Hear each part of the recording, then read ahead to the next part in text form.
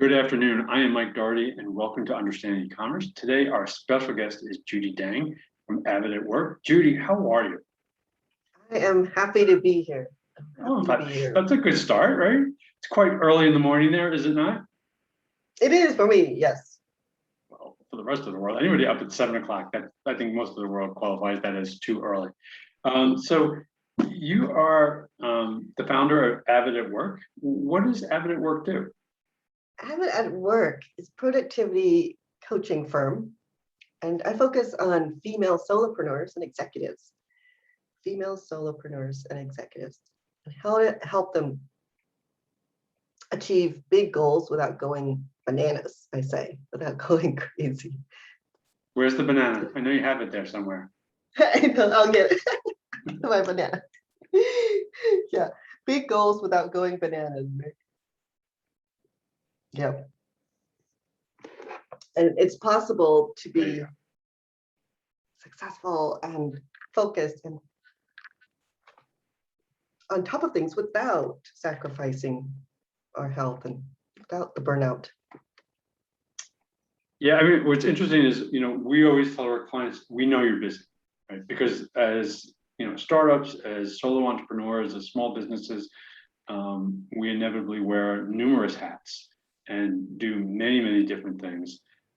And I don't have a whiteboard behind me, but it would be somewhat, if I did, it would look like yours, where millions of post-it notes and lots of stuff going on, deadlines, and clients sending emails like, where is it? Where is it? Where is it?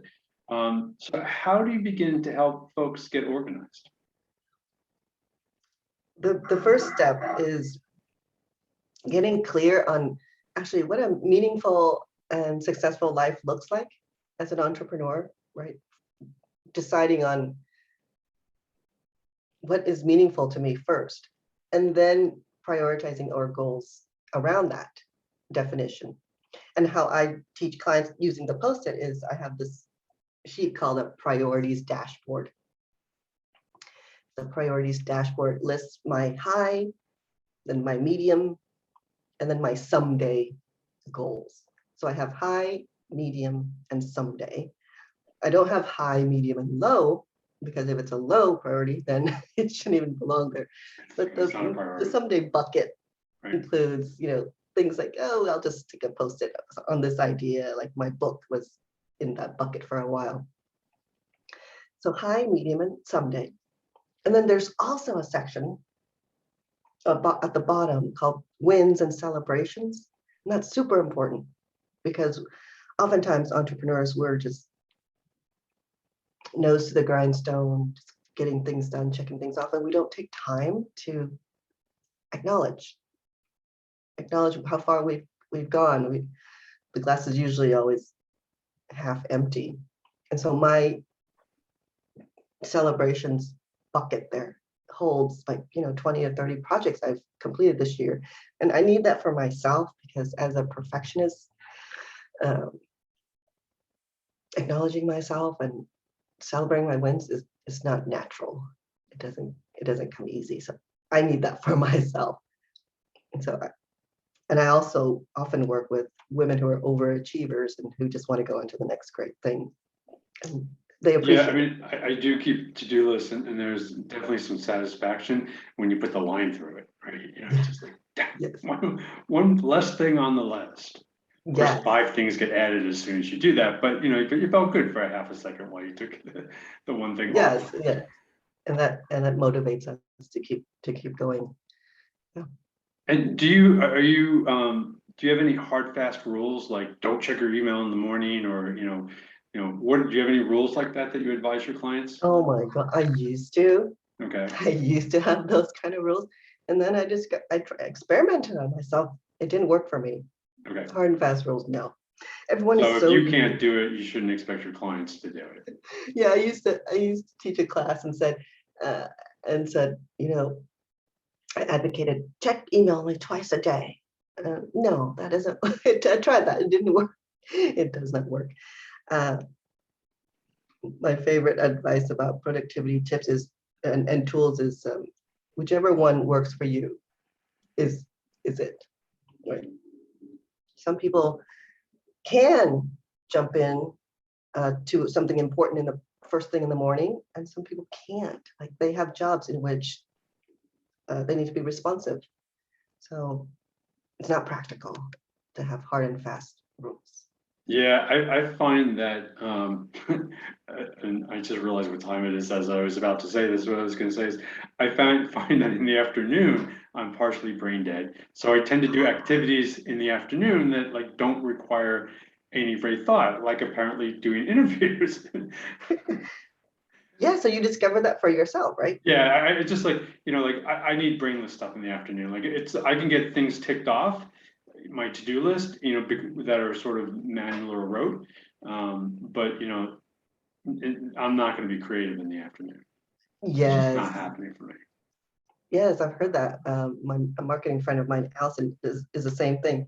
The first 3 hours are her best hours for writing and thinking, and then after lunch, it's the admin work and following. Yeah, I mean, I can still be productive, but it has to be stuff that's sort of, routine or, automatic, just pushing it through, that kind of stuff.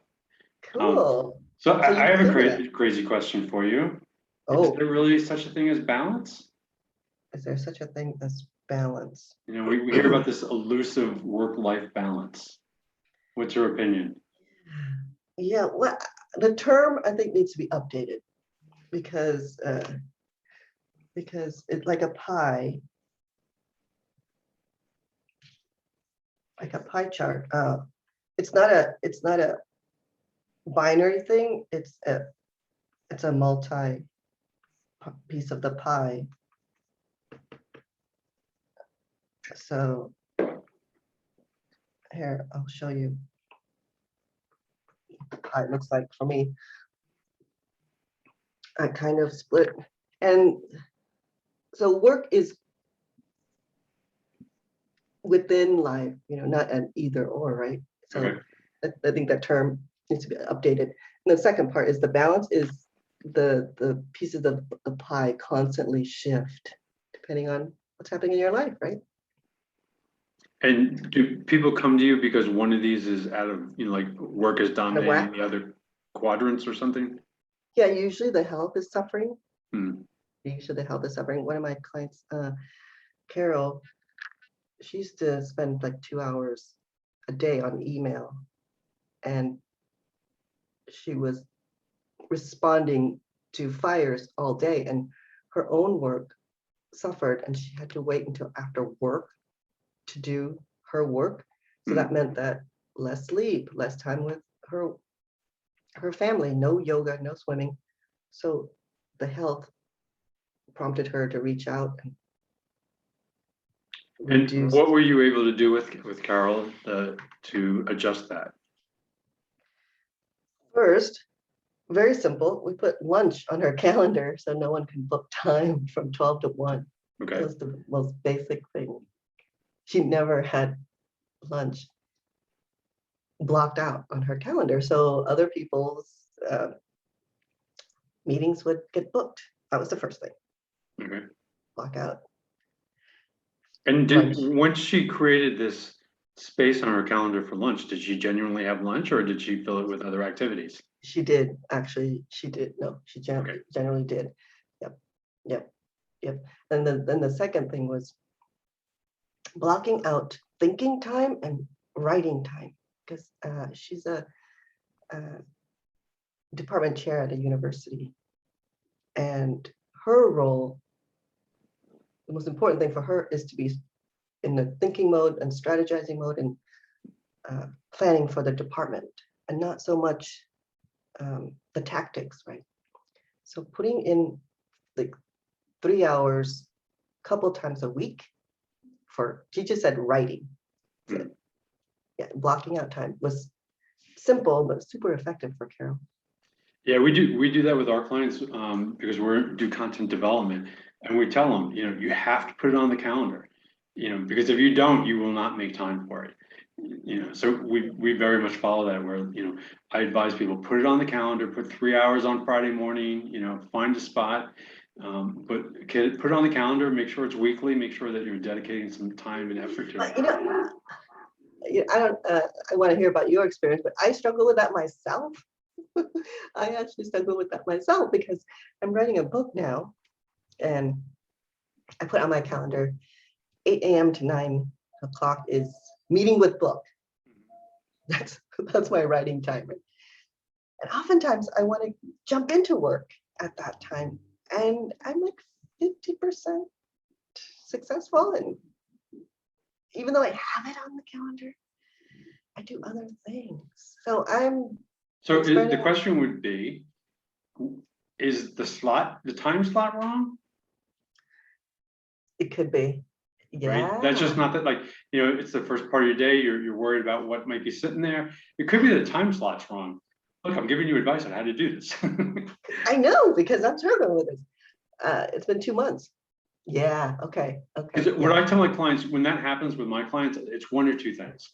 It's either the time slot is wrong, or they haven't committed to having the time slot. Both. I think it's both. Yeah. So, those are different problems. Like you said, they could be overlapping, but if you can solve the time slot problem, then the only excuse is you. And then, Right. you can figure out if you can solve that one, because that's a big one. But, if you eliminate the other reasons why it's not working, then it just comes down to you. And then, you have to figure out if you wanted it bad enough to do it, right? Exactly. That's a different matter. Right. Yeah. Thank you.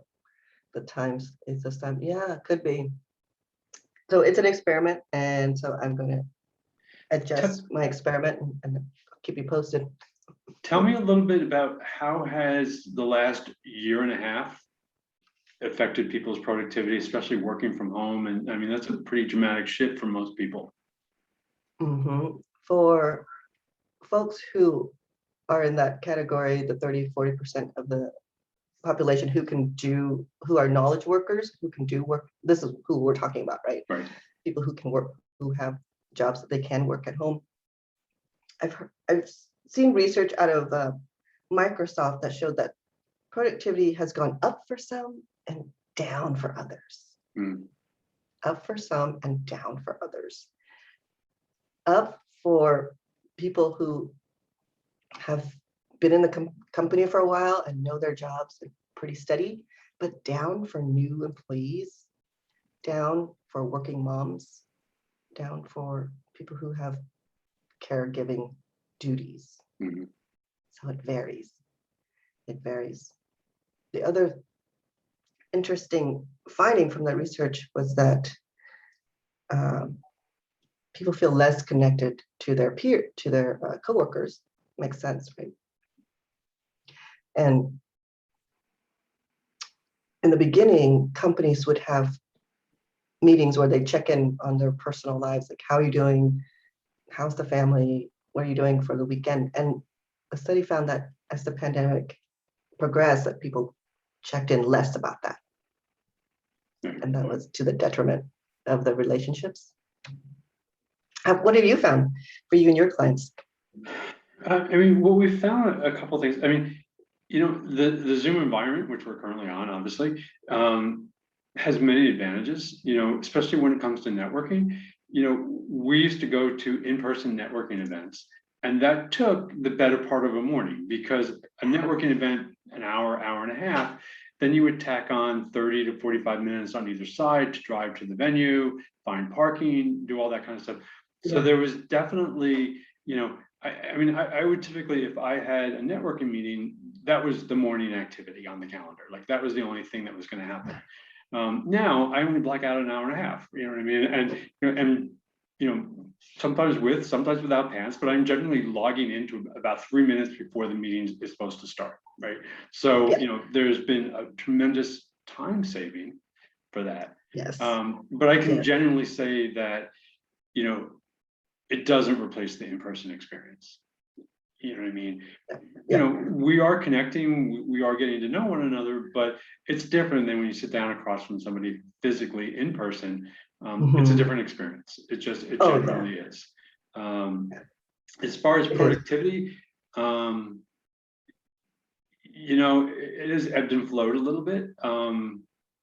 My biggest challenge with, I don't think it's productivity so much as I used to feel weekends before, right? Oh. when I would go somewhere and then like I didn't go anywhere on Saturday and Sunday, and it was a different experience than the other 5 days of the week. Now every day feels the same. You know what I mean? So that's, and then because we're home all the time, it was like, well, I might as well work because I'm in front of the computer, right? So like Right. I end up working, most days, and like it's it's an event. As you know, I just went on vacation, so that was something that forced that. But it was definitely, we went out yesterday on Sunday, and we're out for the whole day, and I enjoyed being out for the whole day. But there was still a part of me like I didn't get anything done today, and I'm thinking about that on a Sunday, right? So I think those, you talked about sort of people like the blurred lines. Yeah. Of Yes. physically going to an office, physically having certain like time tables where you were available. I think they've blurred considerably because now everyone's always available because as long as you can make a Zoom connection, you're available, right? Yeah. And, so I think it's both a good and a bad thing. Yeah. And I think a lot of it will be your personality. I enjoy networking, but I don't necessarily need coworkers in order to, get through my day. Like I don't need the water cooler chat or anything like that. Yeah. So I'm okay working this way. But I know there's other people that really, they get energy from that. And I know especially if you're doing a collaborative process where, it's a creative process, being in a room together and having your whiteboard and physically putting the sticky notes up there and stuff like that Yeah. is a genuinely different experience than, sitting here chatting on Zoom. Yeah, there are benefits to both modalities, right? Right. Definitely, this time saving. Oh my gosh, really appreciate the time savings of yes, going to a lunch in the middle of the day was like 3 hours for lunch for lunch. Last 2 Saturdays ago, I had a client meeting in person, a 3-hour session in person. We happened to be in the same city. Otherwise, it'd be on Zoom. And it was really nice to be able to go to the whiteboard and say, is this what you mean? And can we move this post-it down here? I could do it on Zoom, but it is a different experience. It is a very different experience. And I'm glad now we have the option to do both, right? Yeah, I mean, we're moving towards that more and more, hopefully, right? I don't think we're there yet. There's still some restrictions, so. What's interesting is a lot of our clients do conferences and big events, and a lot of them aren't ready to go back. They don't either feel comfortable in that environment. I recently was invited to an event, and the event was available online, and I was invited to go in person. And generally, I would have gone in person. Right? It was a local event. It was here. It was a local event. But one of the I have been vaccinated, so I have proof of that. But their requirement was that you had to have a negative test within 72 hours. Right. So what that meant, before going to the event, I was going to have to get tested, and it was a 4-day event. So in the midst of the event, I was going to get tested again. Alternatively, I could go online and participate. Like, okay, that's easy. I'm going to go online. So like, even though there wasn't a local physical event going on, I preferred and chose, because I didn't really feel like getting tested twice and, paying for it and, just waiting for the results and then taking those results and showing the whole sort of routine of all that. I just sort of opted out to like, I'll participate online. And because I participated online, I didn't participate to the degree that I would have had I participated in person. Right? Sure. I'm at a conference online and I'm still checking emails. I'm still, so, Right. if I'm not that all the speakers were not compelling, but, for some of them, they got a little slow, then I would go off and do something. And then of course, I'm not paying attention. I've clearly moved on. Yeah. Stuff that's going, I'm looking at my email, what somebody wants, that kind of stuff, which is challenging. It is challenging. So it's been, I think there's a lot of benefits to the online, and I think that will continue. But I don't think it replaces the in-person by any means.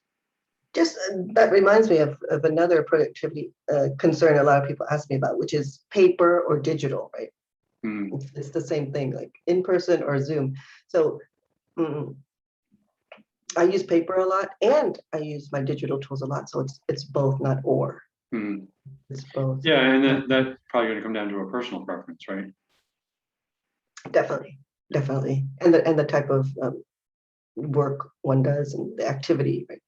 I think best with on paper and with a pencil, so I can just like scribble versus Yeah, I was actually a reading blank. something this morning that suggested that the physical act of writing helps in retention.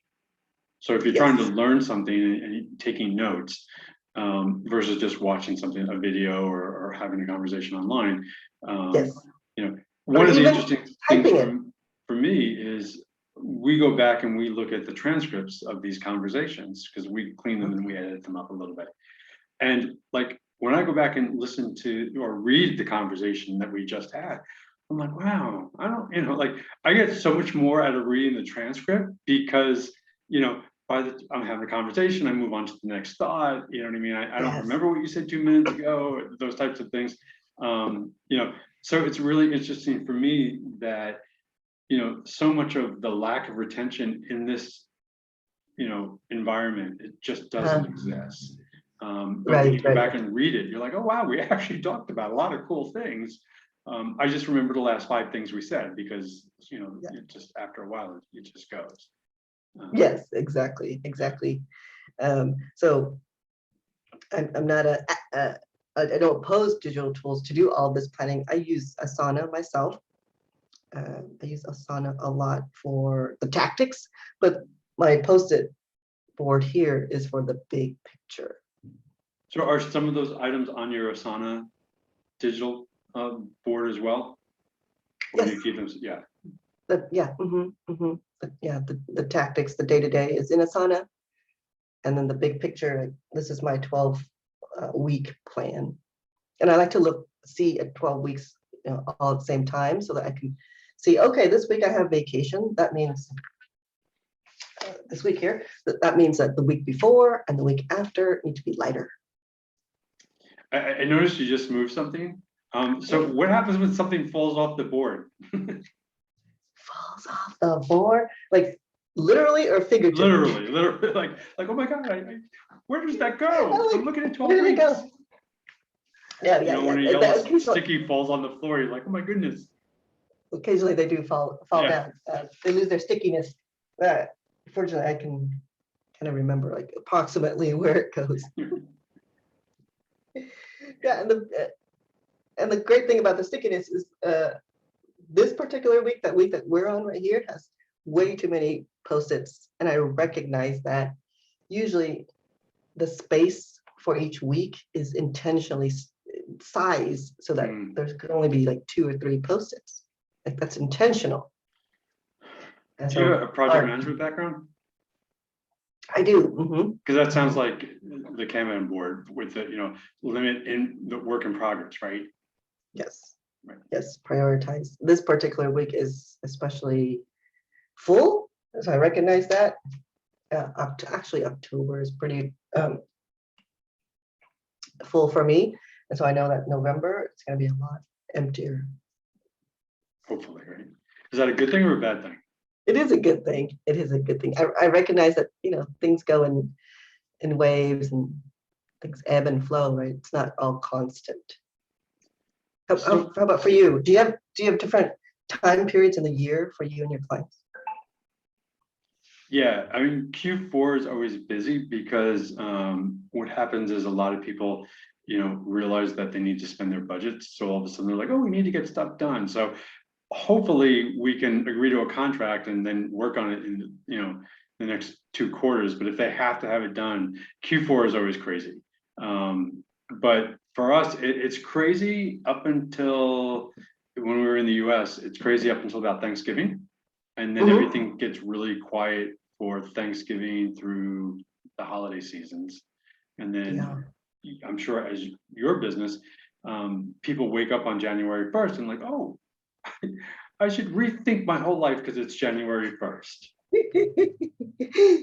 Right. I'm gonna make all these big changes and I really need Judy to help me because I am clearly not organized. So Right. do you And get a January New 1st. Year's push? Yes, yes, there is a January push, just like with the gyms, Yeah. right? Just like with the gyms, it's the same I thing. love the gym because the first week it's crowded, the second week it's still kind of crowded. By week 3, oh, it's back to normal. Exactly, doesn't take long. Doesn't take long. It doesn't. And so my advice for New Year's resolutions is don't wait until January 1st. If you want to do something like get healthier or be more organized or whatever that it is, just start in December. Start in December. Don't I wait have, until I have a January. different approach to that. Ooh, Want to hear mine? uh-huh. So having lived in the Bay Area, having lived in San Francisco, I have embraced Chinese New Year's. Yes. Yeah. And what I call Chinese New Year's is it's your second chance. Yes. Right? Because you blew off the first resolutions that you sent for, the January 1st New Year's. So, Chinese New Year's is typically what, mid-February to March timeframe? Because it's lunar, so it moves, but Yeah. it's about 6 weeks, January, 6 to 8 February. weeks later. Is that about right? But yes, 6 weeks-ish. Yeah. Okay, I'm gonna look at it. Okay, 2022, it's February 1st. I was early this year. Okay. February But 1st, I always 2022. call it Chinese New Year's your second chance. So all the resolutions that you screwed up in January, you now have another slot. So use the Chinese New Year. Brilliant. Because I'm not going to plan in advance. That's not going to happen. That's not gonna happen for you. That's not going to happen. Yeah. So I have my backup, which is the Chinese New Year. Exactly. Yes. Cool. Yeah. February 1st, 2022. So it gives you, like I said, it's and there's I can't think of the name. There's a movie. I'm gonna have to get back to it, but there's a movie where I can't think of the name of the movie. It's gonna drive me crazy, which is really good for a video here because I can't give you the name of the movie, but I will put it in the notes when I finally remember it as soon as we hang up. But there's a movie and it's an ensemble cast, and I know I'm trying to think of the different people who are in it, but the guy, he has to do something and he is going to perjure himself in court, right? So he goes to court and he perjures himself because he's trying to do something and stuff like that. And the whole scene ends and then his girlfriend comes in and she's like, look around, and it turns out to be a studio set. Right. So he has not yet perjured himself because he has not yet actually been in the courtroom. And she's like, you needed to get that out of your system. And you now have a second chance to do the right thing. And I promise I will remember the name of the movie and put it in our notes below. The Invention of Lying? Sorry? The Invention of Lying? No. Find Me Guilty? It's one of those movies with an ensemble cast, and I can't think of it. You're gonna put it in. You're gonna put it in. Yeah, I promise I'll put it in the notes, and I'll send you an email because if you're like, oh yeah, of course. But just the whole idea of like sometimes you need to get it out of your system, and second chances are great. So my New Year's resolution, that's why I use the Chinese New Year for the second resolution to give you another start. Some of us could always use a second start, right? Exactly. Yeah, and it doesn't matter, that you fell down the first time. Just get back up. Exactly. Yeah, because there were, speaking of like similar things about habits. There's a typical belief, a number that we see. Let me ask you, what do you think? How long does it take to establish a habit? I think that I'm quoting some report or something like that, but I believe it's 21 days. Right.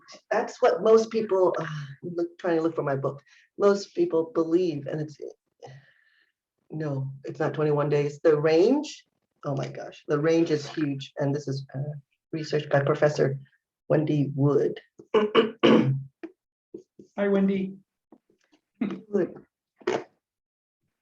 Oh, God, 18 to 254 254. days. It's a huge range. And is there any sort of, how do you end up on either side of that range? There any sort of indicators? Well, it's the type of habit, and I misquoted. It's not research by Professor Wendy Wood. It's by someone else, and it's in her book. But it's the type of habit. Oh, so Wendy just lifted it. Wendy wrote about the study. I'm not saying anything bad about Wendy. Don't. So 18 to 254 depends on the type of habit it is. If it's something similar like drinking water every day, it's going to be pretty simple. But if it's quitting smoking, it could be pretty wide range. Like I've just slandered poor Wendy for no particular reason. God knows she'll never see this, but we're good. So why do people come to you? What are their biggest challenges? The biggest challenge is they're not spending their time the way they want, basically. They're not spending the time the way they want. And you help prioritize Yep. where they should be spending their time? Yeah, what's in the way? What are the obstacles? And sometimes it's themselves, right? Sometimes it's themselves, like perfectionism or not knowing how to say no. And so their schedules are full. So I've discovered it was very interesting during my my journey in coaching. I first thought it was just going to be simple tactics like, here, let me show you how to schedule your day and time block and prioritize. But actually, I'm discovering that it's a lot of under the skin stuff, like head trash, I guess we can call it, about not knowing how to say no. I know that some of my best productive moments is when I'm avoiding doing something else. Right. You know what I mean? Procrastination. Like I know I should be working on this one particular project, but I'll do these other 20 things instead to justify not working on that project or something like that. Yes. And I feel very productive, but of course the project I need to work on is not getting anything done or accomplished. And do you have a sense of what you're avoiding from not doing that other thing? Oh yeah, I mean,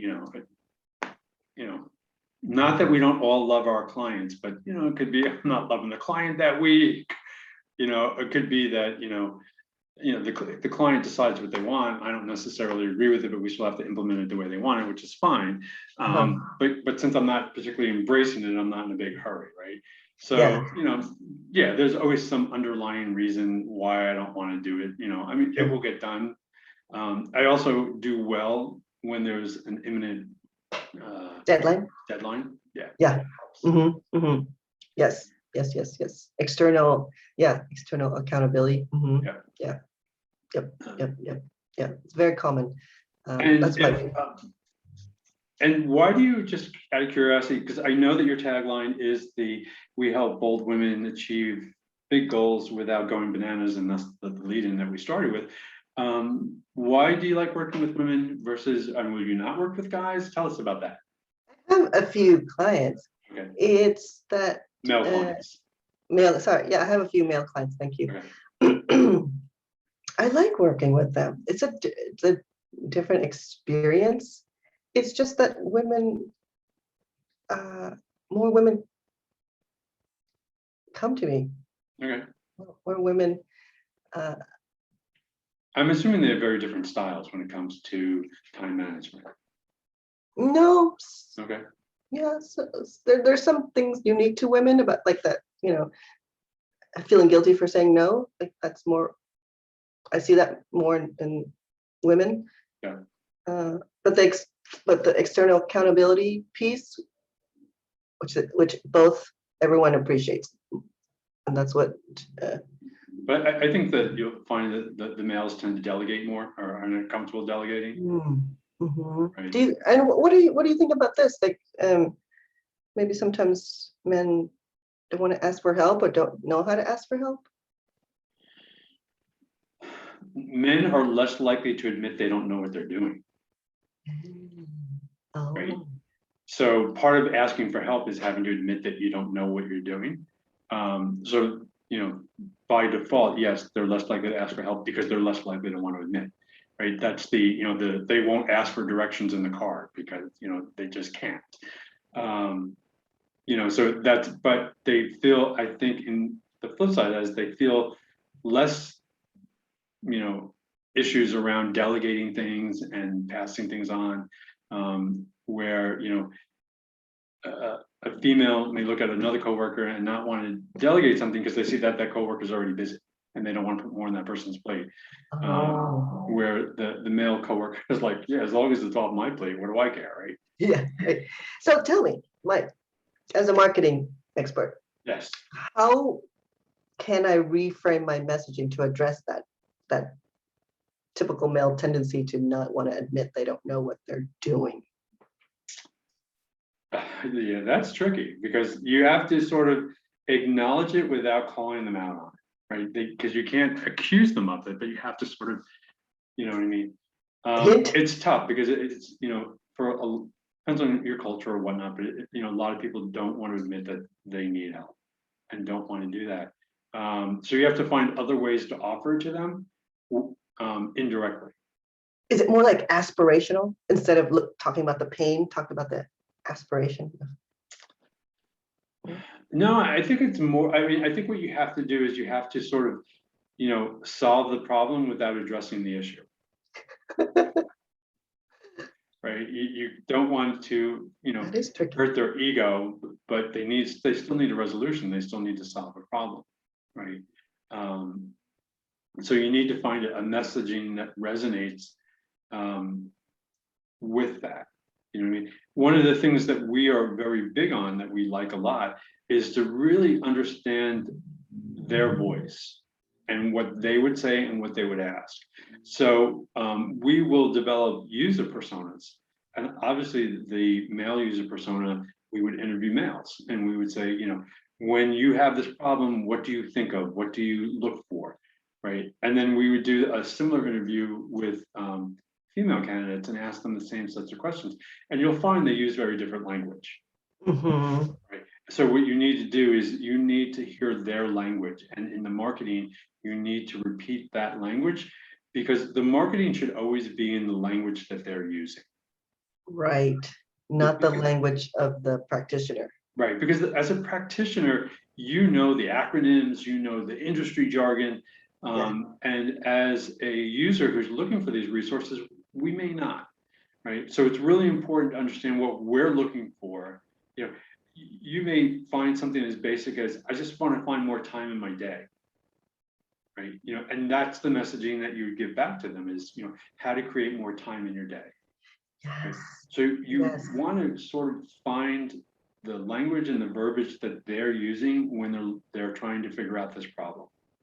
Okay. The language and the And verbiage. the only Yeah. way Okay. to do that is to ask them. Yes. Yes. Mhm. Cool. One of the pieces that I heard that I use in my marketing is get your weekends back. And is that something people have expressed that they want? Yeah. Yeah. Yeah. I'm tired of missing out on my friends and family. Yeah. I mean, one of the things, I mean, the one thing you have to be terribly careful about, and you know, this comes back to, are you familiar with the Tim Ferriss's 4-Hour Work Week? Yes. So, he's written the book. He's made lots of money off of it. I don't believe for a moment that Tim Ferriss works 4 hours a week, right? And I don't believe that anyone who's ever read his book has been very successful. But he is selling a dream, right? I was at a conference numerous years ago, a really long time ago, and he was the keynote. And I'm pretty sure it was around the time that the 4-Hour Work Week had just come out. And I was like, Never. I'm never going to work 4 hours a week. It's not going to happen. So one of the things in marketing that we have to be very careful of is we want to address what they want, but it has to be realistic, Okay.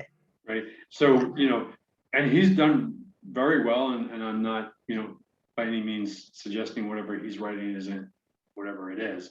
But for me personally, I was never buying into the 4-hour work. Right. I was never thinking I was going to be a successful entrepreneur based on 4 hours a week. I mean, I get there's a whole system to what he's trying to do and stuff like that.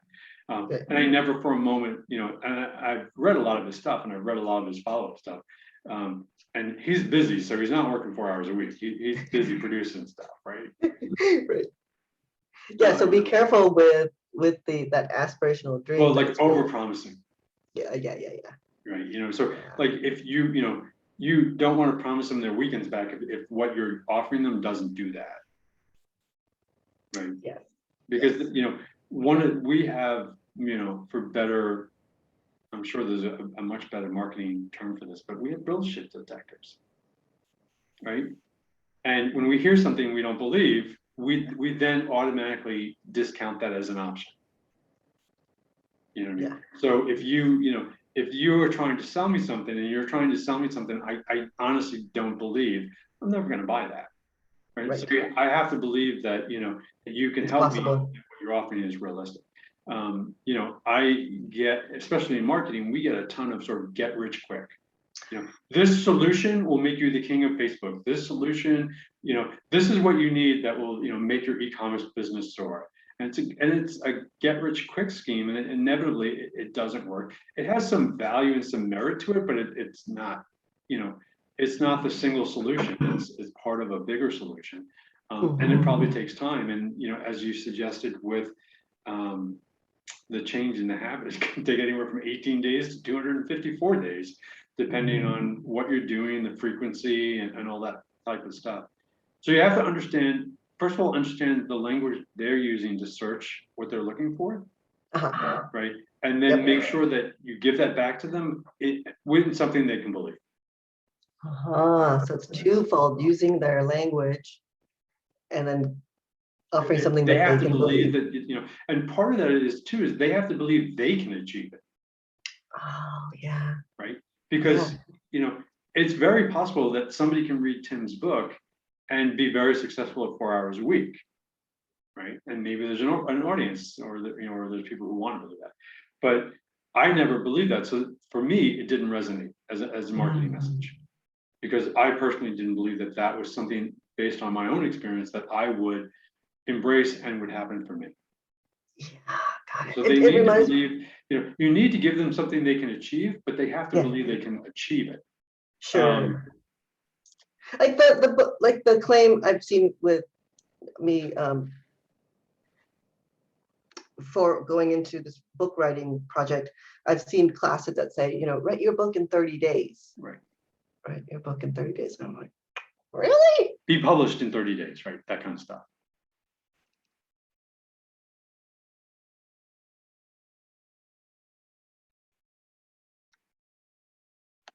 Judy, we've lost you. Come back, Judy. Come back. Ah, you're back. We're back. Yeah, you were gone for a while. Damn. Yeah. My inner gone. Always an interesting part of the video. This is the fun of doing things live, right?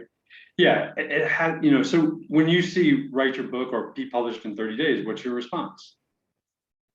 Skepticism, like. So are you likely to buy that program? No, I didn't buy it. No, I didn't think it was possible. And it may very well be possible, but you didn't believe it was possible for you. Right. So it's not. So that's where I said, not only do you have to use their language, but it has to be something that they believe that they can achieve. Yeah. Right. Cool. Thank you. Yeah. Are you familiar with SMART goals? Yes. SMART. Yep. Yeah. So what's the R? Realistic. All right. Realistic. Right. So if you're helping them develop something, right, and this is going to be a goal, it has to be a SMART goal for them. And part of it is, realistic. Can they actually achieve this? Yeah. Right. For sure. for You know, sure. so 'Cause the, it's you know, we can give you really lots of feedback, demoralizing. you can do all that, people are like, no, you can't. So they don't Yeah. buy the system because they, you know, they have to believe that, you know, SMART, specific, measurable, achievable, and realistic.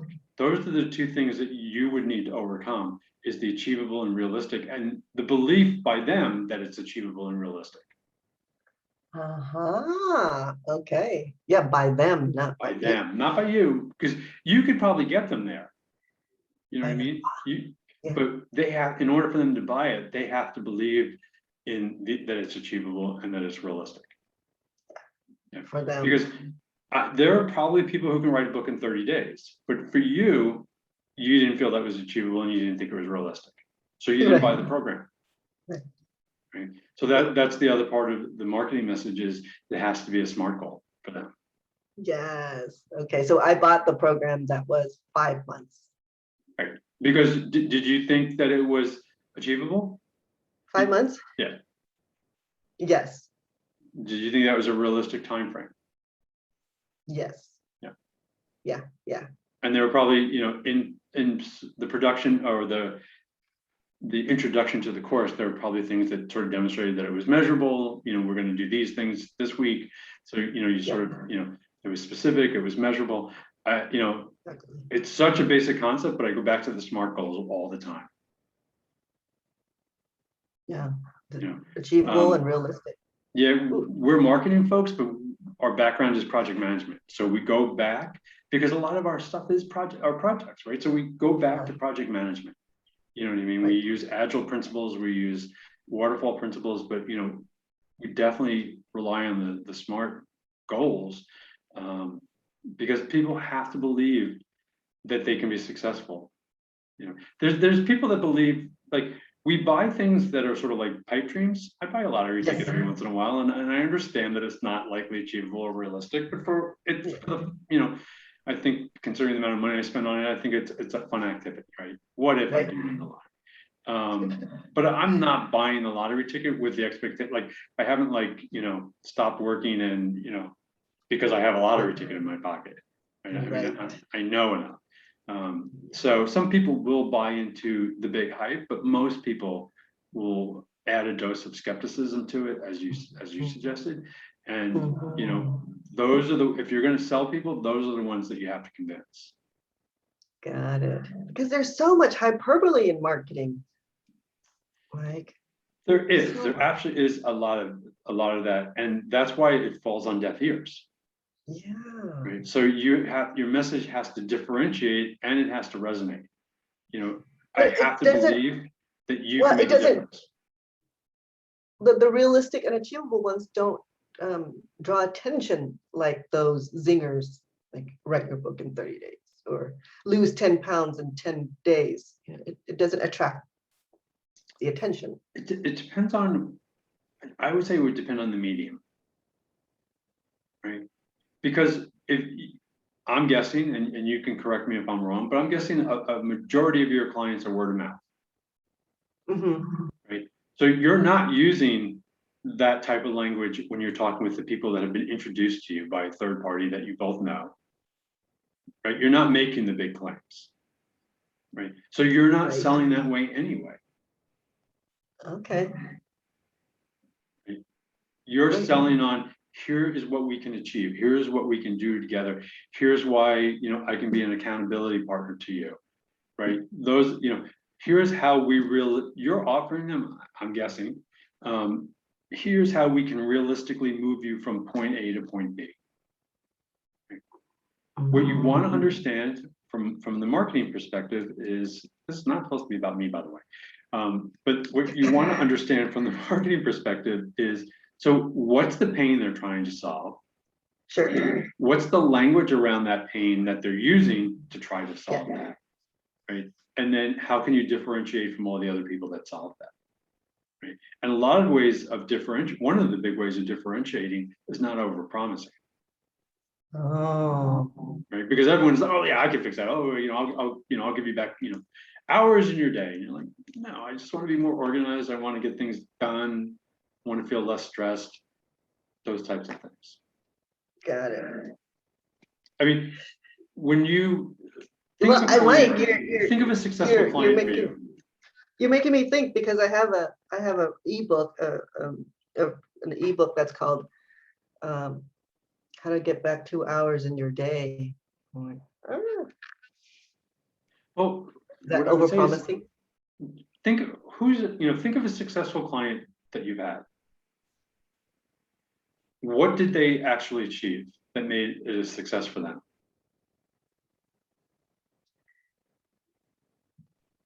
For that one client, Carol, she did get back time from her schedule. Okay. Yeah. More time for herself. And she's calmer. She says she's calmer and she's not behind all the time. Does she now have a system? Yes, the time Okay. blocking. Mhm. All right. So the system helps her. So you provide a system that helps her develop those outcomes. Right.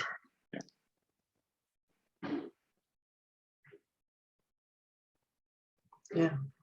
So it was about creating a system that she could follow, that anybody could follow, right? To organize, to get, on track, to track what, you have the whiteboard behind you because it gives you a visual representation of your schedule. You can look at the fact that October is a busy month, right? And then you don't take on new things or you postpone them to another, you know what I mean? That visual gives you the opportunity to then sort of manage your workload, right? So that's a tool that you've used that's helped you and allowed you to manage your time. Mhm. And I'm assuming that you're a big advocate for the whiteboard when you work with your clients, Yes. right? So, because you're offering them tools and giving them resources to help out on. Yeah. Yeah. Do you mentioned Asana, right? So how much of what do you recommend digital tools for a lot of your clients and try to get, you had the digital versus paper issue earlier. Do you try to move them onto digital or depend on the client? It depends on their situation. Yeah. For entrepreneurs who need to share their projects with other people, yeah, pretty much need to have a shareable platform, right? Because if you write it on a piece of paper, how will your team know what the tasks are and the due dates? And that's also, I think, one of the other things about, the remote work is I can't hand the paper to anybody anymore. So I have to send it digitally. Right. So I might as well create it digitally, unless I want to, create it and then scan it. But for the most part, I would say 90% of what we're doing these days is digital just by the fact that everything's remote. You know what I mean? We're like, I could write a memo and then like pass it out in the office, but now I'm emailing it instead. Right. And actually Asana cuts down on email, because I don't have to email back and forth questions or comments about a task. Organizes and tracks it and stuff. Yeah, it all stays in Asana, so I don't have to scroll through inbox just to find what I need. Yeah. I would say for us, the biggest challenge that we face with having multiple clients is that they're all on different platforms. Right. So you have to be on all of, so I have clients who love Drive, who love Google Drive. So everything we do is on Google Drive. And then we have clients who love WhatsApp. So they send everything on WhatsApp and they communicate on WhatsApp. It's funny because I was looking at my phone rang the other day and I just kind of stared at it like, what's that noise? Because like nobody calls me. Nobody calls. And never get a phone call. So it's like, I'm like, obviously it's a telemarketer because nobody calls me. But I mean, so for us, the biggest challenge is we tend to be on multiple platforms. We do have clients who are on Asana, we have other project management tools. And we try really hard to move client onto our platform and then they like push back and say, no, we want to work here. And we have to sort of accommodate that. But we are big, we do like the digital tools whenever possible because it just, it just really helps. You know what I mean? Especially when, you have numerous versions going back and forth and you need version control and, you need to control who's making edits and when they did and what, all that, so that you're not editing 3 versions ago whilst. Oh my God, yes. Yeah. So those types of things. Big benefit. So what closing piece of productivity, time management gem do you have for me? No pressure, but. No pressure. Gem. I think the first thing I think about is to know yourself. Know yourself. Just like you helped me with is it the time slot for my writing, right? Maybe it's not 8 to 9 a.m. So knowing myself, knowing where do I struggle? Is it external accountability? Is it not being able to say no? So I think self-awareness, it starts with self-awareness. Well, Judy, we very And much appreciate your time. Judy Deng from Avid at Work, which I believe is also avidatwork.com. yes, look at that. There you go. See, she's prepared. She knew that was coming, and I didn't prompt that. So congratulations. We appreciate your time. Thank you very much for joining us. Thanks for your insights. So And we would love to have you back. the sequel. Let's do the sequel. By then I may have finally remembered the movie that I can't seem to remember. Thank you, Judy. Super fun. Thank you, Mike.